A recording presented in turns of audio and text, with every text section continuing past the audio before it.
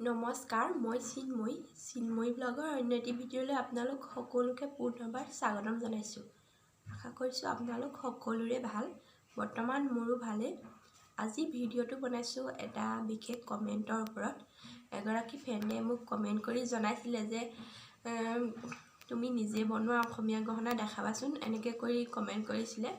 আৰু আজি মই নিজে বনোৱা অসমীয়া গহনা কেইপদ আপোনালোকক দেখুৱাবলৈ লৈছোঁ।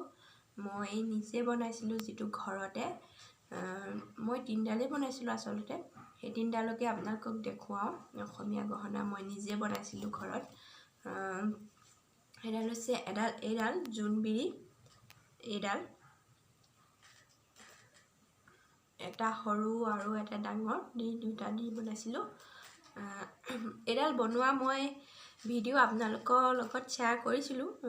যদি চোৱা নাই তেতিয়াহ'লে মোৰ চেনেলত গৈ চাব, নহ'লে মই লিংকটো ডিছক্ৰিপশ্যনত দি দিম, আপোনালোকে তাত গৈ চাব পাৰিব। আপোনালোকে এইডাল চাইছে, বহুতেই চাইছে, ভাল পাইছে চাই। সেইডাল মই ঘৰতে বনাইছিলোঁ। আৰু এডাল বনাইছিলোঁ, তাৰ হৈছে এইটো দুগদুগী, আৰু ইয়াতে ষ্ট'ন লগাই দিয়া হৈছে। এইডাল আৰু এডাল বনাইছিলোঁ, এইডাল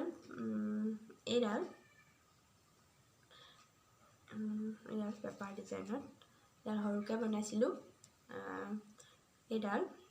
এই তিনিডালেই বনাইছিলোঁ মই। এই তিনিডাল কেনেকুৱা লাগিছে আপোনালোকে কমেণ্ট কৰি জনাব। এইডালেই বনাইছিলোঁ। এইডাল বনাওঁতে আচলতে মোৰ বেছি পইচা খৰচ হোৱা নাই। মাত্ৰ 100ৰ পৰা 200ৰ ভিতৰতে মই এইডাল বনাইছোঁ। আৰু মই আপোনালোকক আজি দেখুৱাম অসমীয়া গহনা ঘৰতে আপোনালোকে কেনেকৈ বনাব, আৰু বনাবলৈ আপোনালোকক কি কি সামগ্ৰীৰ প্ৰয়োজন হয় সেয়াও মই আপোনালোকক দেখুৱাম। আপোনালোকে ঘৰতে বনাব পাৰিব অসমীয়া গহনা। বহুতে হয়তো কিনিব নোৱাৰিবও পাৰে, বহুত দামী থাকে অসমীয়া গহনা। গতিকে আপোনালোকে 100ৰ পৰা 200 টকাৰ ভিতৰত খৰচ কৰি আপোনালোকে এনেকুৱা অসমীয়া গহনা ঘৰতে বনাই ল'ব পাৰিব। এইডাল এনেকুৱা বনাই ল'ব পাৰিব। মই এটা ভিডিঅ' আপোনালোকৰ লগত শ্বেয়াৰো কৰিছিলোঁ, কেনেকৈ বনায়, কি কি সামগ্ৰী লাগে সেইটো কওঁ। প্ৰথমতে লাগিব আপোনালোকক এইটো মালডিত। এইটো হৈছে মালডিত। এইটো দামটো মই কৈ দিছোঁ বাৰু, এইটো বেছি দাম নহয়, 20 টকা লয় মাত্ৰ। এইটোৰ দাম 20 টকা। যদি আপোনালোকে সৰুকৈ বনায়, এনেকুৱা সৰুকৈ যদি অসমীয়া গহনা বনায়, তেতিয়াহ'লে এনেকুৱা এটাত 3-4টামান হ'ব। এনেকুৱা এটাতে ইয়াত 2টা পেকেট থাকে ভিতৰত। এটা টান পেকেট এটা থাকে, এটা কোমল পেকেট এটা থাকে। দুইটা আচলতে খুলি লৈ দুটা মিলাব লাগে।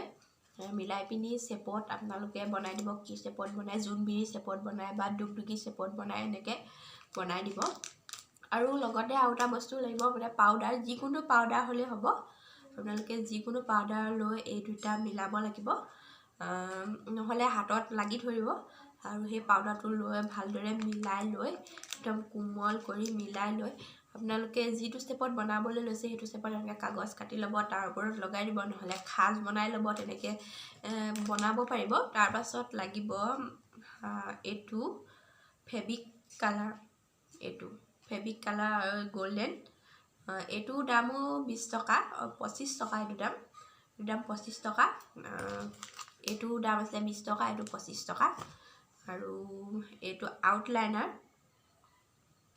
গল্ডেন আউটলাইনাৰ, এইটোৰ দামো 25 টকা। এইটো দিলে আচলতে বহুত ধুনীয়া হয় বস্তুটো, মই ফটোটো দি দিম বাৰু। তাৰপাছত আঠা লাগিব, ফেব্ৰিকল, যিকোনো আঠা, ফেব্ৰিকল। সেই আঠাটো দি পিনি ইয়াত এনেকুৱা ষ্ট'নবোৰ লগাব লাগিব। তাৰপাছত ষ্ট'নবোৰ কিনিবলৈ পায়। এয়া হৈছে ষ্ট'ন।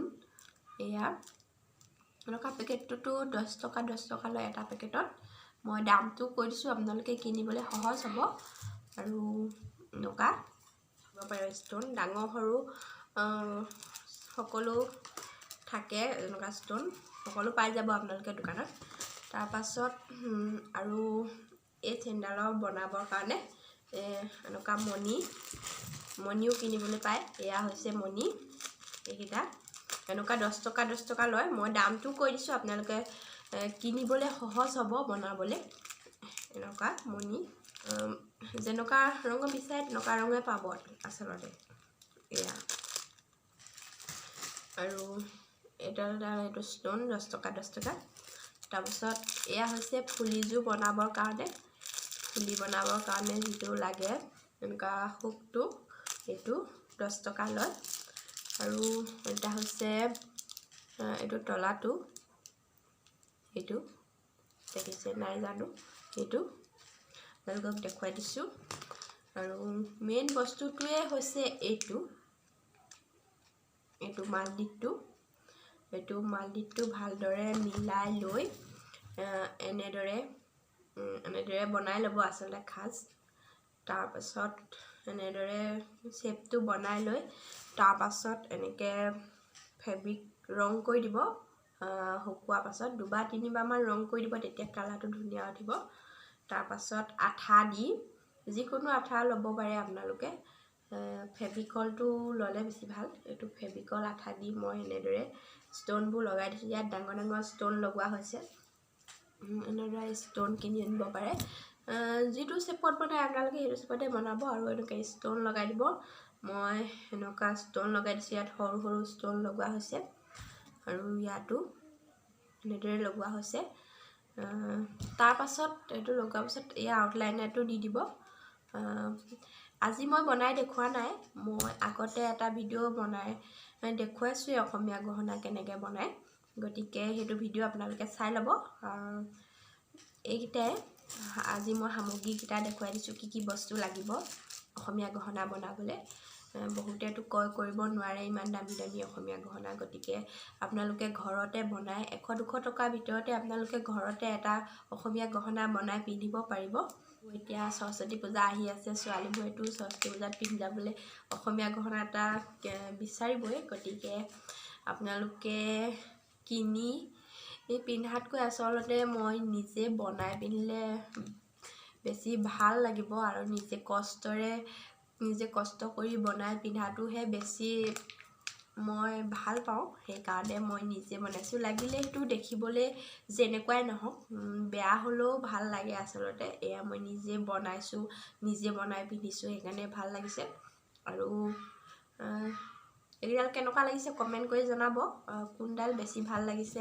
কমেণ্টত জনাব আপোনালোকৰ কমেণ্টবোৰ পালে আচলতে ভাল লাগে আৰু ভিডিঅ' বনাই যাবলৈ উৎসাহ পাওঁ গতিকে ভিডিঅ'টো আজি ইমানতে সামৰণি মাৰিছোঁ অন্য এটা ভিডিঅ'ত পুনৰ লগ পাম যদি মোৰ চেনেলটো প্ৰথমবাৰ চাইছে তেনেহ'লে প্লিজ মোৰ চেনেলটো ছাবস্ক্ৰাইব কৰি দিব আৰু কাষতে থকা বেল আইকনটো প্ৰেছ কৰি ন'টিফিকেশ্যনটো অল কৰি দিব যাতে মোৰ নতুন ভিডিঅ' আপডেট আপোনালোকে পাই থাকে আৰু মই অসমীয়া গহনা বনোৱা ভিডিঅ' আপোনালোকলৈ আগবঢ়াই যাম গতিকে প্লিজ মোৰ চেনেলটো ছাবস্ক্ৰাইব কৰি থ'ব